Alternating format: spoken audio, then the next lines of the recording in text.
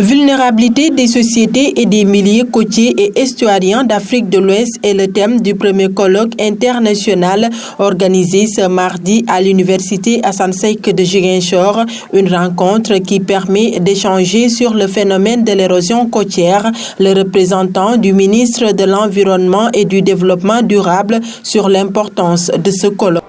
Ce colloque est pertinent dans la mesure où, au regard des objectifs qui ont été fixés, ça rentre dans le cadre des préoccupations du ministère de l'Environnement et du Développement durable, dans le cadre de sa stratégie nationale pour la gestion des zones côtières et des écosystèmes marins estuariens.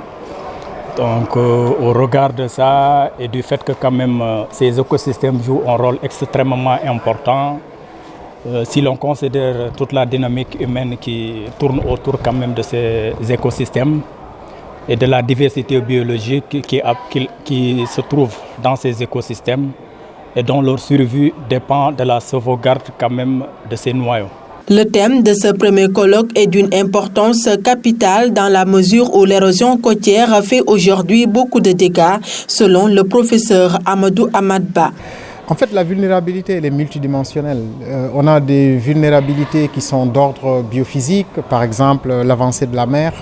Ce n'est pas forcément lié à l'activité humaine. Donc c'est quelque chose qui peut être, par exemple, qui peut s'expliquer par les changements climatiques. Mais à côté de ces vulnérabilités-là dites physiques ou biophysiques, il y a aussi d'autres ordres de vulnérabilité qui sont en fait du côté des sociétés humaines à travers les pratiques, à travers les usages. Par exemple, l'extraction de sable. L'érosion côtière, un phénomène qui engendre des conséquences dramatiques à en croire le professeur. Nous avons aussi des activités économiques. Par exemple, nous avons des rizières, si on prend l'exemple de la Casamance.